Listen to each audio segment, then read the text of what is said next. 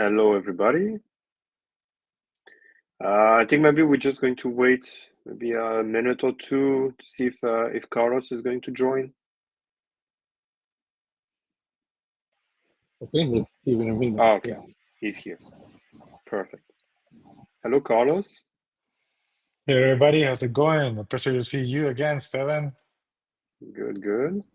Hi, Been a Carlos. How long are you? time. Yeah, definitely. So you guys know each other already? Yeah, I'm former IO. I used to lead the sidechains Oh, programs. okay, that's why.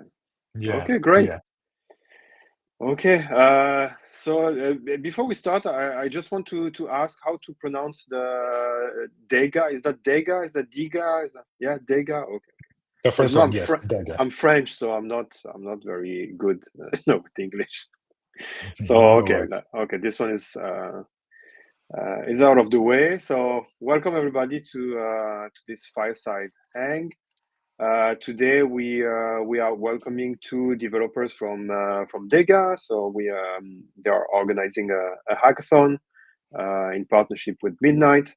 So we are going to talk about Dega in general and also about the hackathon that they are organizing.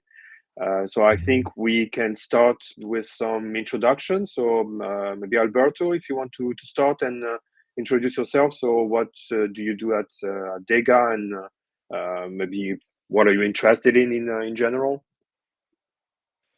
Yeah, hello everybody. So I'm a senior blockchain developer. So Carlos and I have been into the blockchain world since around like 2016 on what you could call the early days. Um, and yeah, I'm a full stack developer and very focused on blockchain. In working with fintech, And on my own personal side, I really enjoy doing software development. It has been like a passion to me. And yeah, I'm really happy to be here, and hopefully we can discuss something interesting about the hackathon. That we have a lot of cool stuff to communicate. Perfect, thank you. Carlos, what about you? Hey there, everybody. A pleasure to be here, and thank you to the Midnight team for hosting us. On my side, Carlos Rene, CEO and founder at Dega. Been doing computer science for about 15 years. Started off the first half of my career in the enterprise world, large companies like Wells Fargo Bank, other pharmaceuticals, governments, and then the second half of my career more on the AI side of things, and also blockchain. We've been doing with Alberto and the rest of the team project. We started out first only doing outsourcing for clients in the USA and in Europe. Our very first project was layer one, actually. So we've been, you know, taking on very big challenges from the early days. And we've done everything from marketplaces, side chains, and many other types of systems. At Dega, we started out very heavily focused on gaming, but we've pivoted more towards AI and its integration within the blockchain protocol and the blockchain industry as a whole. We see that they're very complementary. We believe that as we move towards more autonomous and, let's say, automated systems, the financial part also has to be automated and at the same time secure, right? And we believe that protocols like Midnight are prime for this. Particularly on the privacy side of things, we are very big believers in privacy. I think that it was something that it was an ethos across the board in the industry at some point, but we kind of like lost sight of that, which is terrible. And now, unfortunately, we're in a somewhat, I would say it's not fully, but I would say it's somewhat dystopian time, because right now, if anybody plugs, ties together your address with your identity, basically they can map out everything that you've ever done on chain, right? And they're getting sophisticated. They even map out your address, and then from that, your other addresses and everything. And then, like, basically, your entire life on chain is for everybody out there to see. And while some parties might be the government or regulation, whether you trust your government or not, that's a different story. But there's a lot of malicious people out there looking to do harm, and unfortunately, we don't have any ways to protect ourselves. So that's why on our side at Dega, we're very excited to be working with Midnight. It's been about 10 months right now since we started the first conversations. besides what we do directly at Dega, which we'll get into the weeds on, we still have our outsourcing firm, which is kind of like a sister company of Dega. And then there we've continued to support other teams that want to integrate with the Midnight Protocol. And it's been a very pleasant experience working with everybody over there.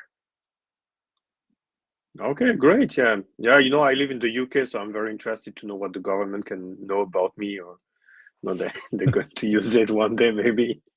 So yeah, it's very important. Yeah.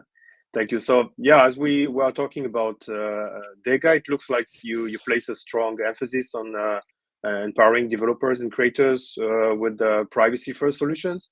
So can you share some examples of tools or frameworks that you are developing at Dega?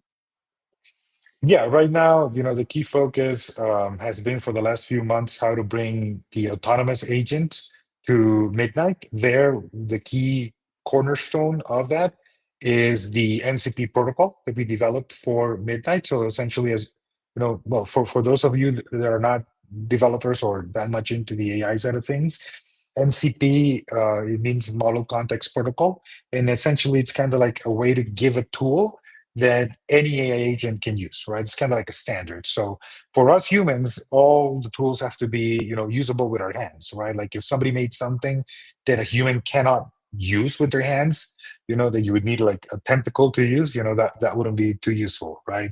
So that's kind of like what MCPs do for the AI agents, right? So instead of everybody doing their own wacky interface, we do essentially, a standard, and then everybody can just use it, right?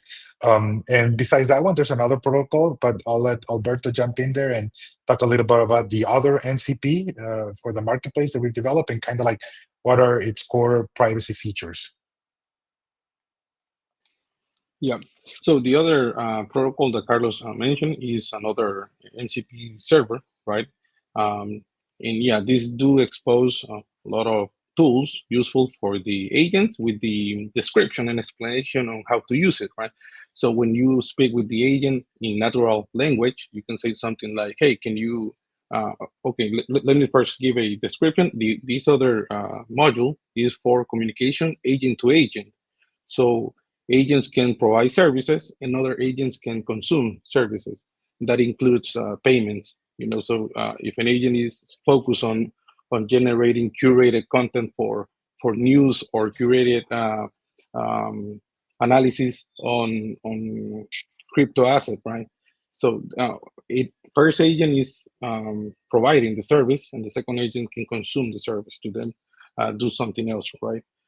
So in this agent-to-agent communication, we are doing zero knowledge trust for the communication, and basically when an agent offers a service, they can post, and it can be public or private, right? So depending, it might be something that doesn't require a payment, that can be like a public service.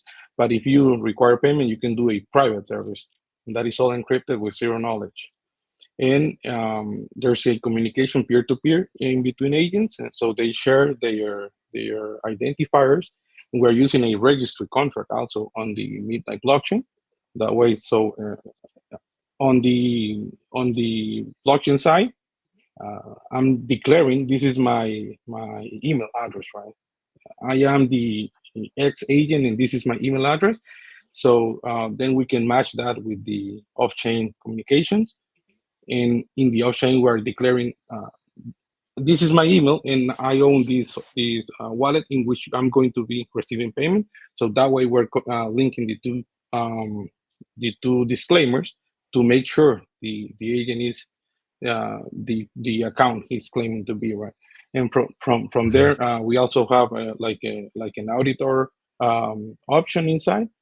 So all communications in between the two agents are also encrypted for a third party, which is an auditor, and that is only to be disclosed in case of compliance. So if we have a regulation and they need to add a communication in between two specific agents, then we can reveal that specific communication without revealing the rest of the communication in between other agents. So exactly. Yeah, it does allow for a pretty vast and big options to do a lot of communications in between agents, offer services, charge for them, and yeah, from there it can grow as much as the community decides. And it's important to note that everything that we've built out is open source, so people can and we encourage them to reach out to build on top of that. So our key, let's say, objective with this is to enable easier development of AI systems on top of the Midnight Protocol. Okay, that sounds very interesting. Is that a work in progress, or is it already a working solution? You have something working at the moment? It's a working solution already, Okay. and right now, actually, it's a good moment to kind of like mention the hackathon. So we're actually doing a workshop later today, in which Alberto will showcase the MCP for Midnight operating with an AI agent framework. In this case, we're using Eliza OS, but again, it can work with anything. In case some people tell me, "Oh, I'm using this other framework," and it doesn't matter, guys. You can use whatever you want. But we're going to showcase it with Eliza OS, and Alberto's going to use it from a Discord chat. So essentially from Discord, operate with an agent, and then the agent uses the Midnight MCP underneath. And we're going to use just that one right now. The other one that does the other more complicated off-chain privacy handshake protocol, we won't do on the workshop just because it's a little bit more technical and requires more in-depth time. But it's good for people to know that it's out there. And if anybody wants to work on top of that one, we're happy to help them get started. Okay, wonderful. Well, talking about the hackathon, can you walk us through the inspiration behind the hackathon, and what kind of challenges are you hoping to address with this event? Yes, happy to do so. So, something that I always see that we lack many times on engineering teams, and myself, I'm an engineer, is that, we fall in love with all the technical parts. We like to build out the components, and then we completely miss the mark in terms of like validating that with the market and also bringing in new people to work with our stuff, right? Because as we know, that's where the real value is, right? When multiple people start building on top of a system. So we wanted to create this hackathon to one, put this out there and see what developers tell us. Is it is it very easy to use? Is it too hard? Are there missing features that these systems need? And then besides that, also, get it out there and hopefully other people start building on top of it and creating more value for the Midnight ecosystem. Okay, great. You also mentioned that so there's going to be a workshop today. I think there's another one tomorrow, right? So there's three workshops today, okay. tomorrow, and Friday. Yes, and they're all going to be recorded. If you jump in live, that's great because you can ask questions. So Alberto will be there. He'll have you. I think it's like 40 minutes up for questions. So you can ask to your heart's content. But if you do miss it, we will record it. Okay. Yeah, perfect. So could you give us more details about what the developers can expect to learn during these workshops? Sure. Yeah. So we have a set of 3 workshops that's going from today, tomorrow, and Friday. And we are going to be going through, on the first one, we're going to be going through how to set up an AI agent and how to set up the connection or configuration to use the Midnight NCP. At that point, the agent will be able to um, have a wallet address, be able to receive funds, see available balances, and make transactions. So we can request like the agent to make a shielded transaction to a destination address and specify which token we're going to be using. And all of that is going to be showcased, as Carlos mentioned, via Discord chat. So I'm going to be chatting with the agent under the hood that's going to talk with the MCP and broadcast transactions. That's the first one. A DAO demo. We have a basic DAO contract. We're going to be making a vote on the DAO, and then we drawing funds. Once the vote is approved, then we can withdraw funds. That's going to be on the second workshop. And on the third one, we are going to be going in depth into the contracts. You know how to make a shielded token and prepare the minting function for it. Also, some restrictions in case you might, of course, most of the token are not publicly minted, right? So you have to make some kind of ruling for it, and also go over the DAO contract. If you say basic DAO, we have like an election, we have votes, we have a function to deposit funds into the treasury and then withdraw funds from the treasury once the proposal has been approved.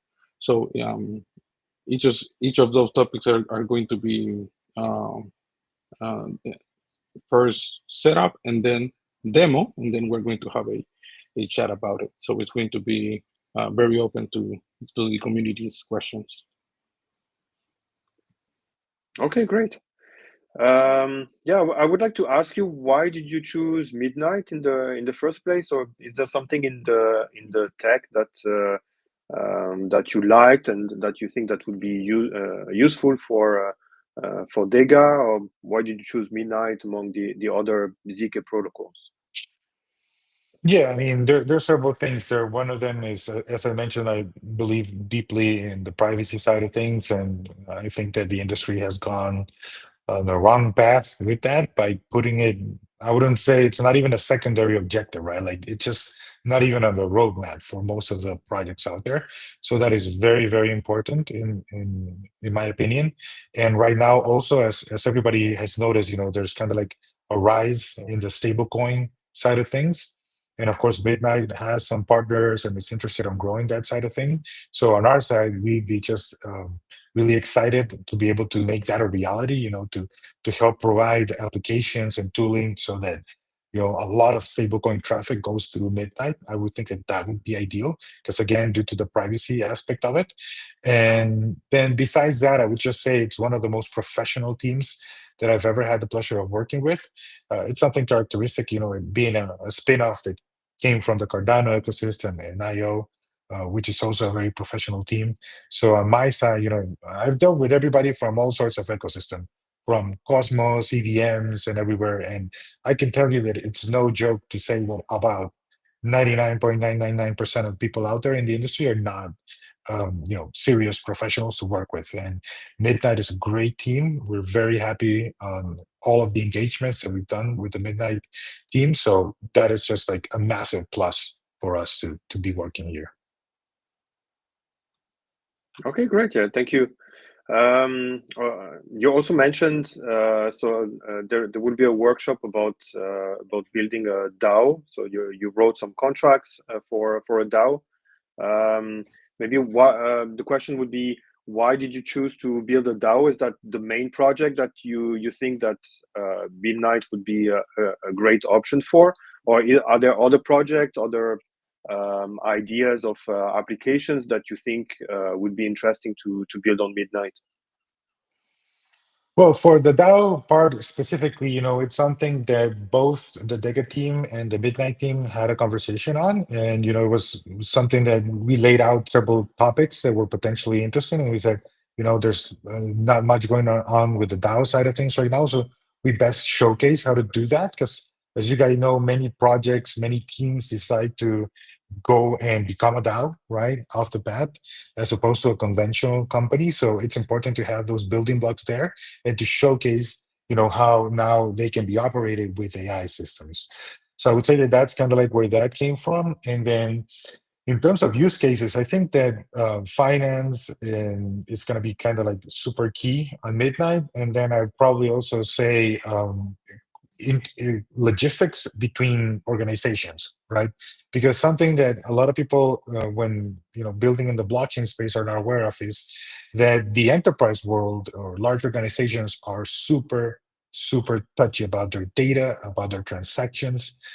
That's why a lot of them, they'll even prefer a centralized party, right? Even if they want to use blockchain, they'll go to a centralized party and do everything internally there because they don't want their operations or transactions to be on chain visible for their competitors, right? Or malicious parties. So I think that, again, that besides finance, just inter organizational operations and logistics is another very key area that I think that Midnight has a lot of potential with. Okay, thank you. Alberto, as a developer, is there any use case that you would be excited to build on Midnight?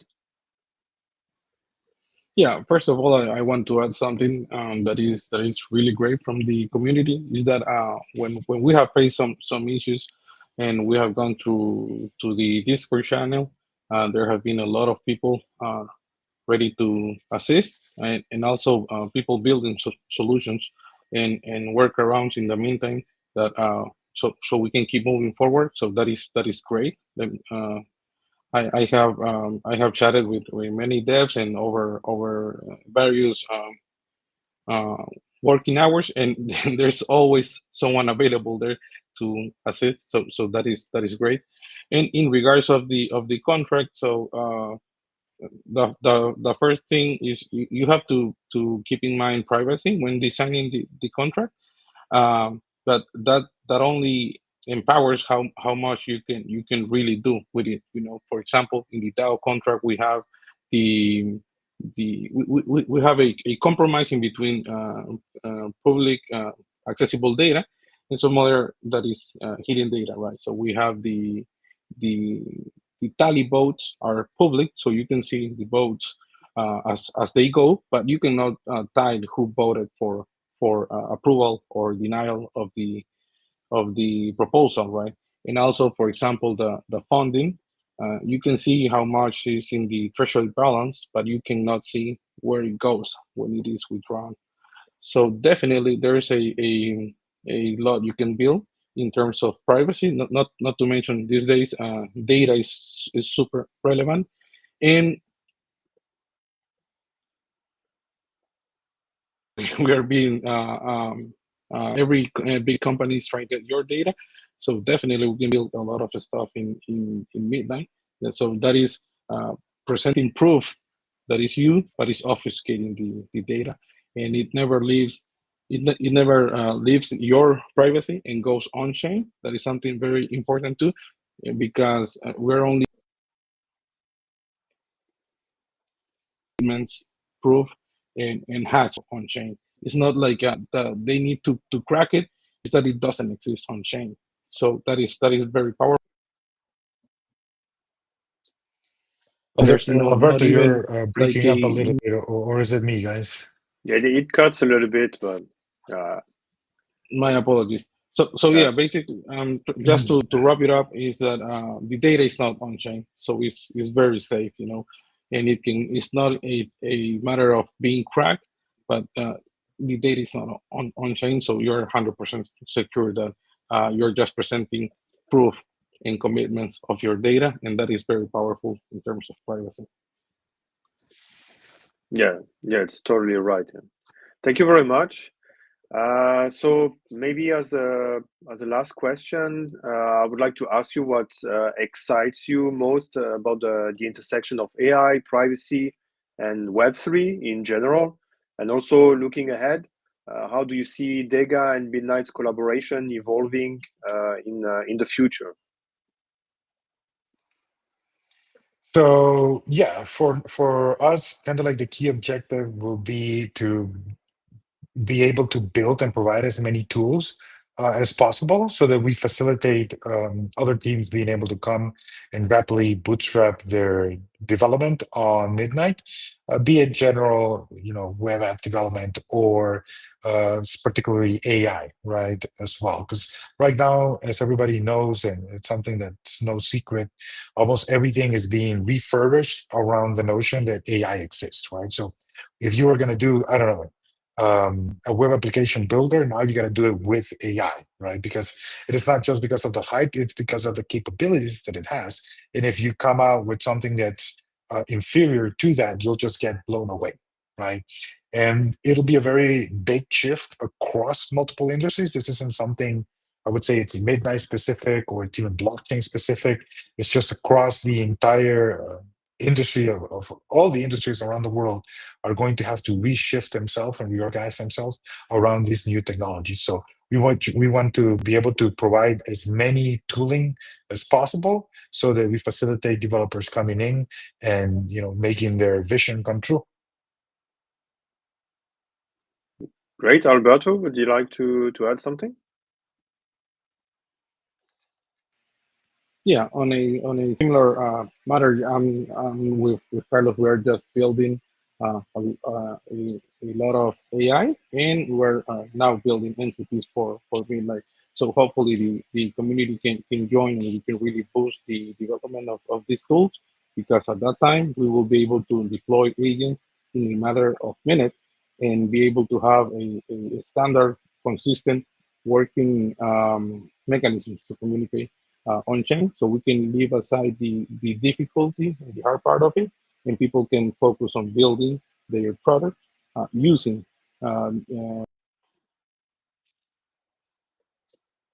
we have provided and on the. Okay, perfect. Yeah, thank you very much. I see that we don't have questions in the chat. I don't know if there is anything else that you would like to add before we end the chat here. Yeah, just another call to everybody out there to join on the hackathon, to check out the workshop that Alberto will be doing. It really is not that common that you get the opportunity to go and have a developer from a core systems infrastructure answer all your questions. And particularly in our case, we have the opportunity to build both blockchain and AI systems and integrate them with other stuff. So there's a lot of things that people could learn there. And again, there's 3 workshops, one today, another one tomorrow, another one on Friday. Then on Monday, we're starting the hackathon. The prize pool is $8,000. It's a non-trivial amount, I would say. So it's 1,000 for third place, 2,000 for second place, and 5,000 for first place, right? So it's a pretty nice opportunity. In case somebody's listening and maybe they think, well, I'm not a developer, so I can't participate. You should join and pair up with developers, right? There's multiple teams that are going to require support on different aspects, right? Besides the actual development, the developers need help with, for example, just defining how the application will look, testing the application once it's built. There's the pitch, the video pitch, there's a lot of stuff to work that's not just the code. So if you're not a developer, join into the Dega Discord, the Midnight Discord. The Dega team is in both of them right now. And you can just say, hey, I want to be part of the hackathon. I'm not a developer. Who can I pair up with? We'll help you find someone. And if you are a developer, I mean, this is a great chance for you to learn AI, learn blockchain, and then in the future, build out your own systems, your own application, make your own vision a reality, right? So this could be step one, and you're getting paid for it, right?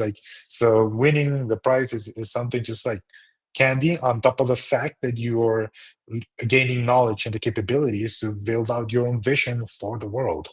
And something that I like to bring to everybody's attention is that most things that happen around the world, we, the average people, a normal person that's not, a president, a politician, or a billionaire, we get almost no say in it, in the sense that, what can we do in the banking industry or in the banking sector? Almost nothing, right? There's nothing you can do.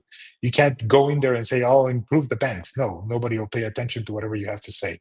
You can't go in there and even, in other aspects like infrastructure, like roads and so on. There's so many things that we get 0% say in. This is not one of them. You can actually go into AI, you can go into blockchain and make a difference, right? Prove that your ideas, your innovation, and your capabilities, can have a positive impact in the world. So, what are you waiting for? Let's get rolling. Amazing. Thank you very much, Carlos and Alberto. So I think everybody saw the the QR codes, to join the Discord and to have more details about the hackathon. So we'll keep a look on that. And so now we are going to continue with Steve. and we're going to check the community board, see what's new in there, and triage it and have a look of what we can make happen. Hello. Do Hello. you want to share it? Yeah, happy to. I started giggling when Carlos was saying that we can't really go to bank and tell them what to do because there's the FOMC meeting today, so I can't go in there and tell them what the interest rate cut should be.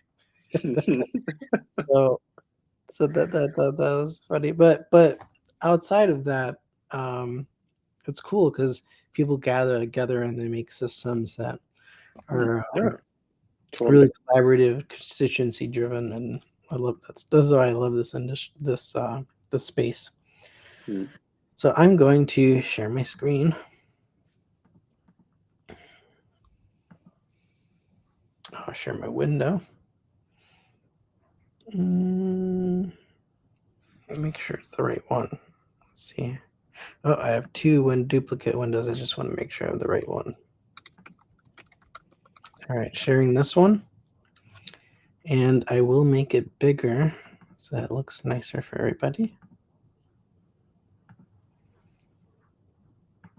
Zoom in a little bit. All right, looks like we're in business. All right, so here's the community board, everybody. I saw this really cool. We're just gonna go in no status. This is a very cool new submission that we got 2 days ago. So thank you, Jean. All right. So this one's about training in TypeScript and Compact in Spanish.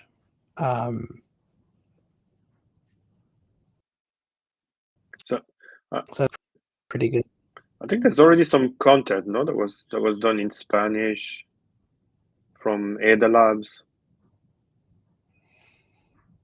Yeah, Ada Labs. Oh, but okay, it's not documentation. No, I think there were videos.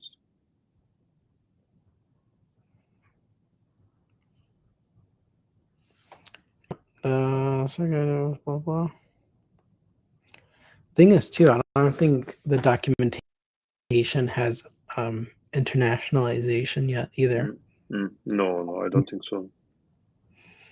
Which is cool because there's this one called, because I was looking at this issue just before the call. There's this cool tool called Crowdin. It's referenced in DocuSource because those of you who don't know, the documentation's open source, and I know DocuSource features Crowdin as an integration, but it allows people to go into Crowdin, and if your project's integrated with it, then people can go in and basically start creating translations. There's like translation extensions, but are they always that accurate? I'm not sure. So I thought this was cool. I'm going to put this in because training in TypeScript and Compact in Spanish is, I'm going to put this in discussion.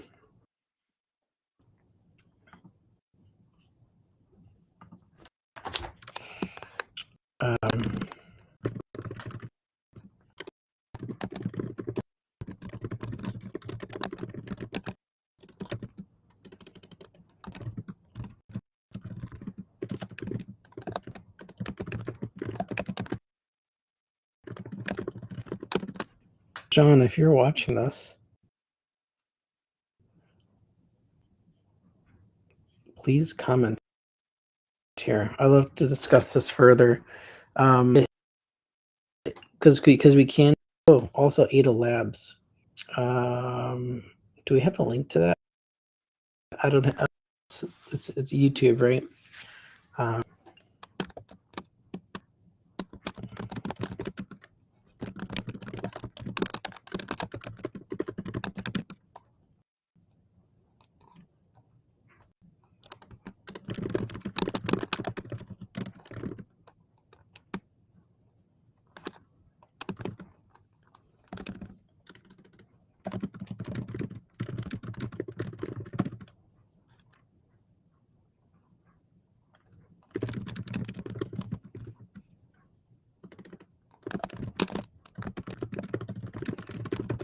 Yeah, because you know what, internationalization support would have really helped with the Buenos Aires hackathon too.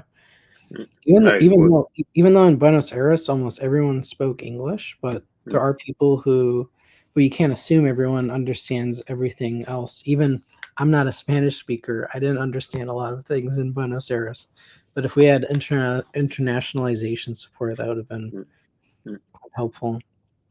So Jean, please comment here. Otherwise, I'd love to look into. I want to see if there's a plan within the technical writing team if we can possibly explore this too. So I will ask about that. Maybe there's some kind of AI tool that we can use, to translate automatically and then have someone review it, just to make sure that it's correct. Yeah, that would be cool. All right. Let's see about this. This doesn't have a label. Context and version. Compiler version 25. Proof server running with Docker, blah, blah. Steps to reproduce. That looks like an issue, right? Yeah, it does look like an issue.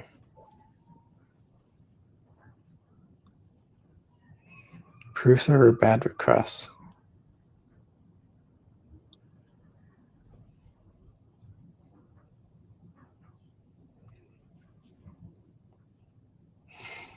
Try to send native token funds to the contract circuit, deposit funds when the contract tries to write coin info to the ledger liquidity. Proof server, is this a proof server? It's returning a proof server issue. Bad request. Oh, this is on the Brick Towers repo.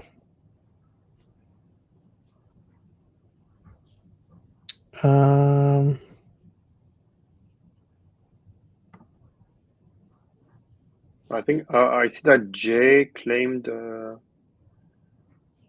ticket. Yeah. Okay. He may be already working on it. Yeah, maybe.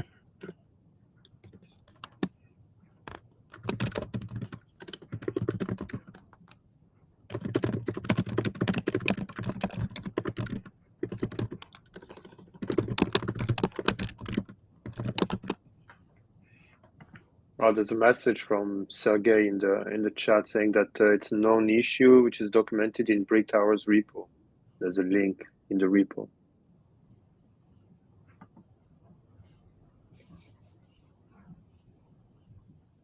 Yeah, actually, the version of the server is fixing the issue. Wow.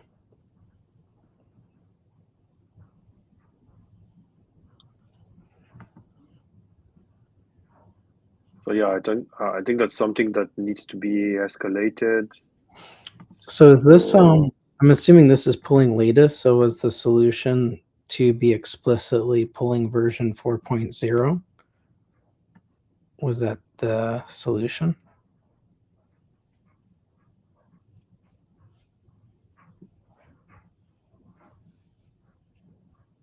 Yeah, I think there's a problem with the proof server.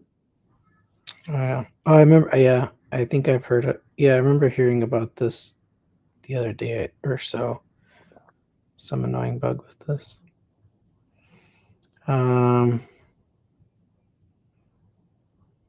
Okay. I asked Jay about it, but I think, yeah, that's a bug being chased. Let's put this in needs discussion for now. Get some feedback on that.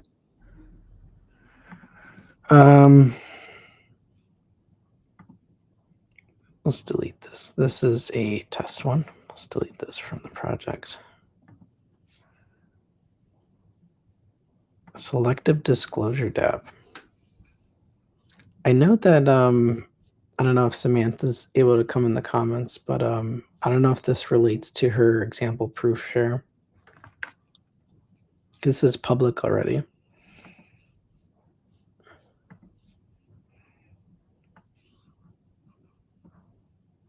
That's the example dApp that she's working on, right?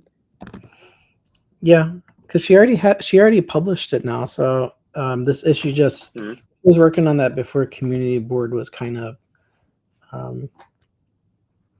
getting I guess community board was working fully. So so Samantha, if you're watching, I'm gonna comment to you here. She's watching. Yeah, she left a message in the chat. What'd she say? This is the proof share dApp. Yeah. All right, cool.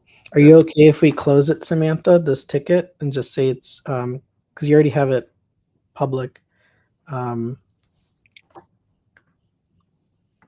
you don't mind.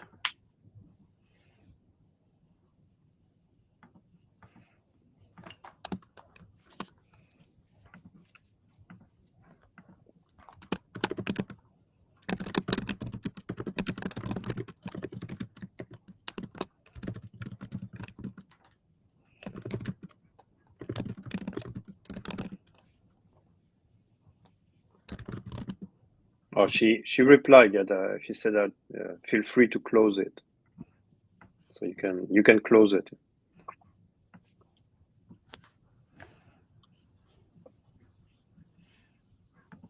All right. Style guide not found. This is from the old documentation. So we can close it too. Huh? It might be a broken bug link. Let's see. Contributing. So, I don't even know if that's a page anymore. Contribute style guide. Okay, so style guide is working.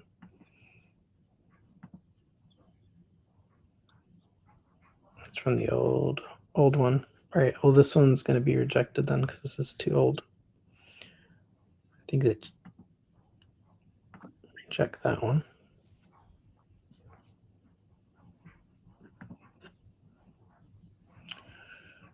All right. Minor dark theme improvements. All right. This is also like. It's also a archive. Yeah, this one's done. So. Oh yeah.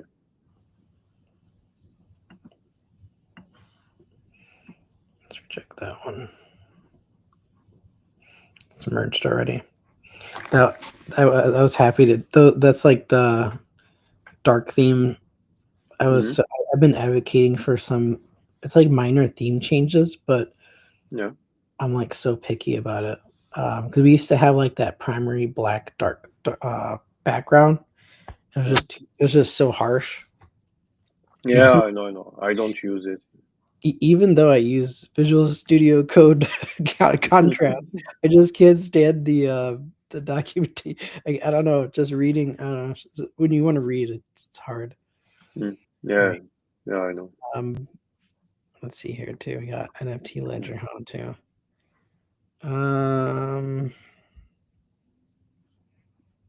NFT ledger how to. I'm not sure what this one is. Yeah, there's no description. It looks like a template, huh? Isn't it a template? Yeah, it's just a blank template. I think it's a older issue too. So yeah, from like 2 months ago. Yeah.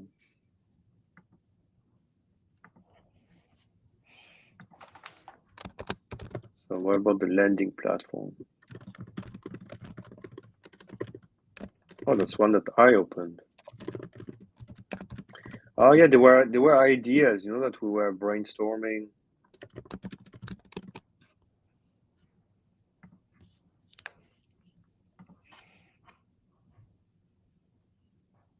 What lending platform? Yeah. Like, yeah, there were ideas of applications that we would like to build in the future. This is cool. Lending and borrowing protocol. Well, that would be something very interesting to build. Yeah, that would. Although there's any partners that are involved into this as well. Because yeah, yeah. At the moment, I'm not really sure it's feasible because there's no contract-to-contract interactions in Compact. And like, if you want to lend tokens, I mean, you're going to have to interact with different type of tokens. So different token contracts. That's how it works on other blockchains and on Midnight. As long as we don't have contract-to-contract interactions, I don't think a lending platform is going to be something we can build. It's still a good showcasing, like DApp showcase idea. So I feel like it shouldn't be rejected. But I don't know if maybe we should have a column here like save for later or something. Yeah, maybe. Yeah. All right, I'm gonna keep it in no status just to think about that. Compact glossary. Explain detail what you like to do. 25-minute talk for Web3 conference. Short term, 1 hour. 3 using TypeScript and Compact.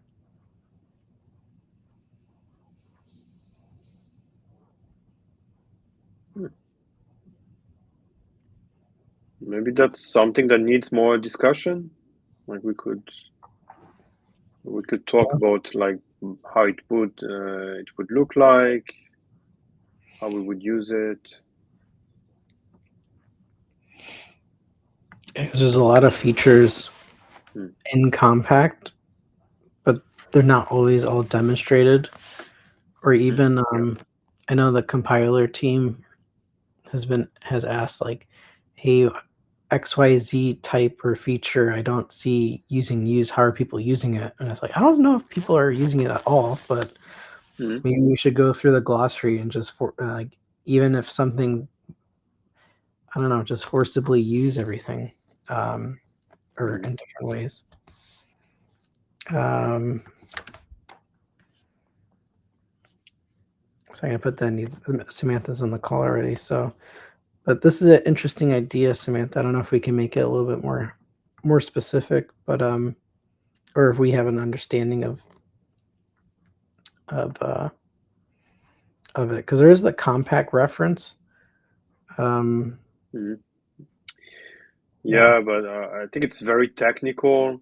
I think the idea in this ticket is to have something that we can use for a talk when we have to introduce Compact. The reference, the one that's in the documentation it's too technical to be used in a talk or in a public context. Oh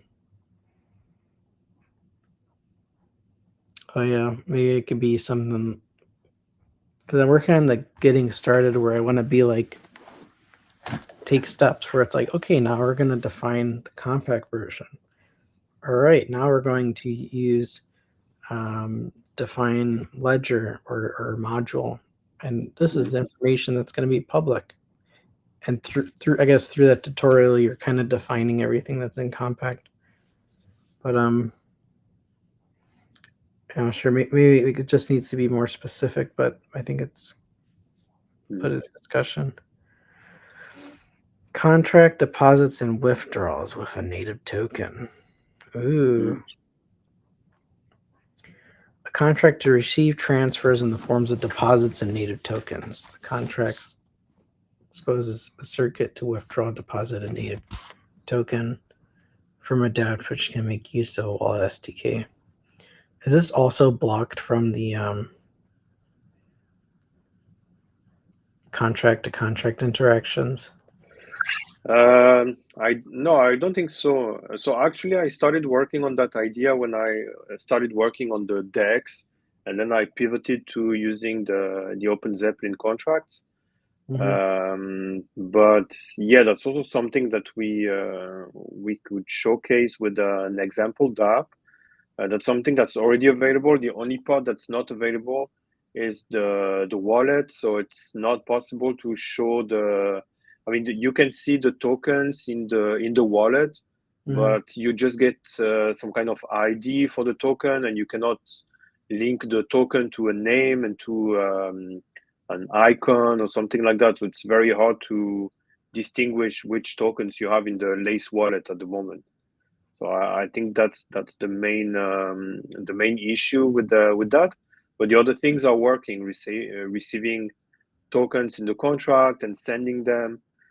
That's something that's working at the moment. Okay. Do we have any examples about? I don't know if we have an example of where it's showing that. No, I don't think. Yeah, maybe the only example that I can think about is the dApp from Brick Towers, the Sea Battle game, where they created a token, and so it's a native token, and they send it to the wallet. So that would be an example, but something in the Midnight Network GitHub organization, no, there's no example of that as far as I know. Okay, we will need to follow up on this one. Yeah, it's a good idea. I like what you were saying about the Lace wallet too, because I think also some insight to the community listening. I believe the Lace wallet is going to be going through a rewrite because Unshielded Ledger is coming, so that's pretty cool. But also, when you receive tokens, you need to be able to see dust. And then, as Claude, you're saying, like when someone sends you a token, ideally you want your Lace wallet to pre-populate all the information as far as the icon, exactly. ticker symbol, or the whatever the ticker is. And I know in Cardano, I believe they do that through the policy IDs. So you can like add custom tokens, or even when you're using like EVM stuff, you add the smart contract into your MetaMask. I don't know if they still do it like that, but remember that's what we used to have to do. Great. So those are in need discussion. All right, so we'll follow up through those. As far as triaging some of this stuff, let me see.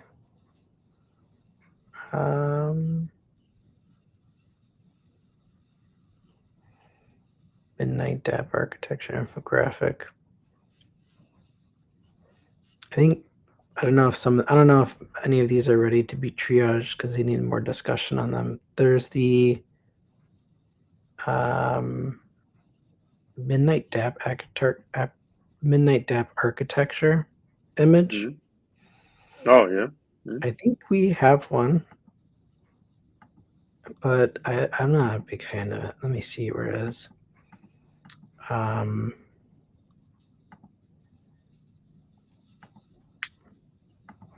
What is Midnight features? Where do they put that graphic? It's somewhere in here.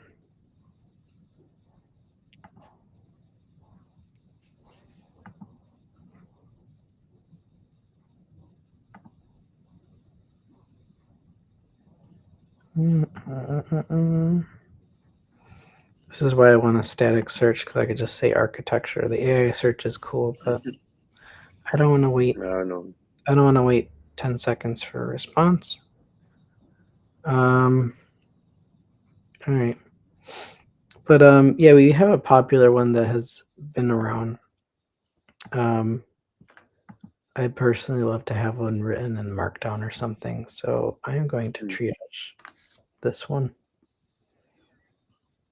So I'm going to delabel it triage, because this has been triaged before the automation came in. And let's triage it and make sure it goes in the grab and go board.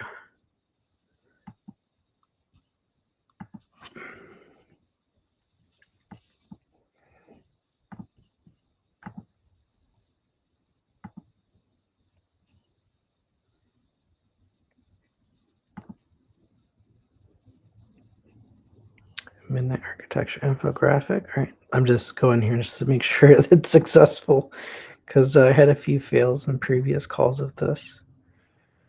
All right, so that's triage. It's not assigned. If someone wants to take this on, feel free to. Otherwise, I don't mind taking it on later either. But I'm still working on the getting started section. I'm going into the creating a midnight dApp. I'm currently testing it. It's similar to the Hello World thing I did before. I was because we have Midnight JS. I'm curious, or I'm looking for feedback if we tell people to create a new project, like they can create they could create a folder, then go in the folder and create your compact contract and compile it.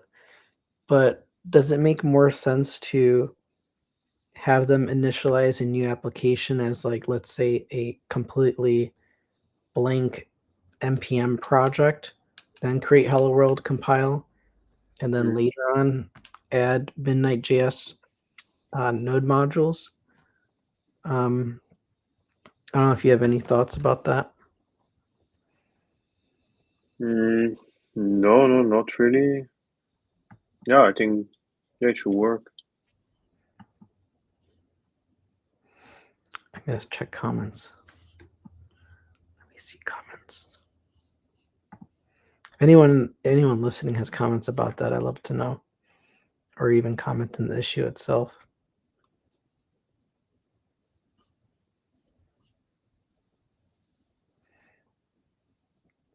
I see lots of hellos too. Hello, Ahmed. Hello, Lauren. John. There's also a question about the Open Zeppelin NFT link. I think we have a PR that's ready for that to be fixed, but there's some issue with GitHub that prevents the PR to go through. I saw a PR going through for that, so it should be. Let me check it quickly. Yeah, I made a PR for that already. Yeah. There's a problem with the merging, so. Oh, that's so annoying. Yeah, but the code owner. So I think the issue is going to be solved in before the end of the week, and it's the link is going to be updated. Yeah, that makes sense. Curious what the conflicts are. Use a web editor for command lines to resolve conflicts. All right, I'll try doing this offline, but I do know the org maintainers have been moving permissions around, so hopefully this can be resolved. But we'll see. I don't know. Which one are you looking at the moment? Update, bro. This is the Midnight Awesome dApps repo that's in the Midnight Network org. Because I have a PR for it, and then it says resolve conflicts. Let me just try it here. Because I have another PR with the same problem, number 23.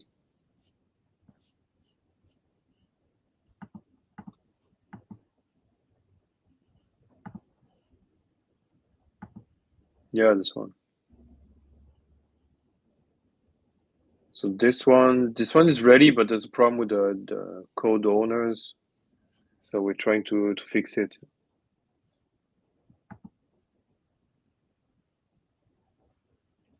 Oh, that's the same. That's the same PR. Code owner review. Code owner awesome dApps.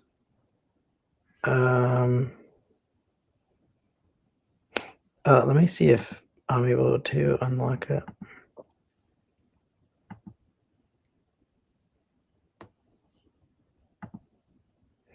Because if we could get this one merged, then No, that you won't be able to have it merged. There's a problem with the code owners. So no one in the team can merge those PRs. We've been discussing it today with the SRE team, and that stinks. It's not gonna work.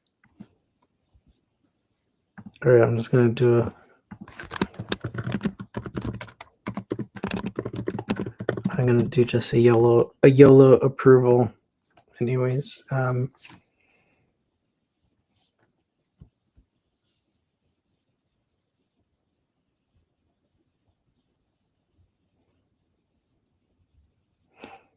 think I have merge access. Yeah, you do. Yeah, it looks like I have merge You access. can. Yeah, maybe you can try. There's still a problem with check marks. I think that's the problem that we're talking about.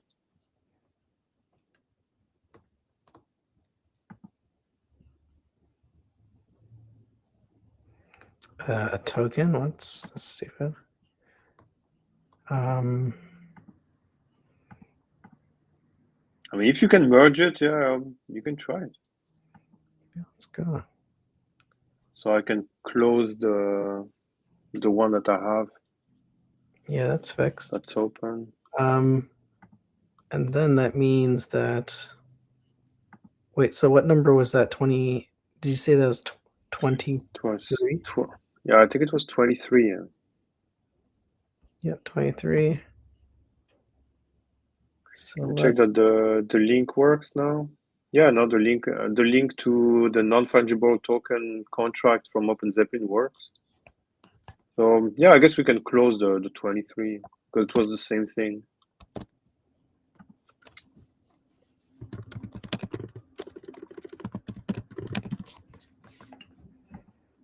all right.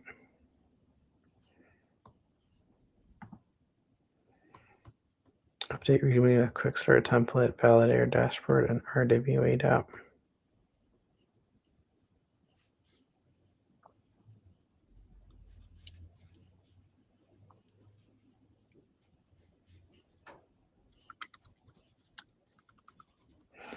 There's a lot of reading material here.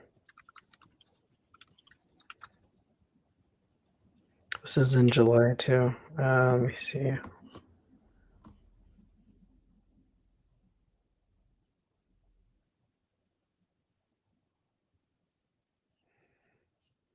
Right.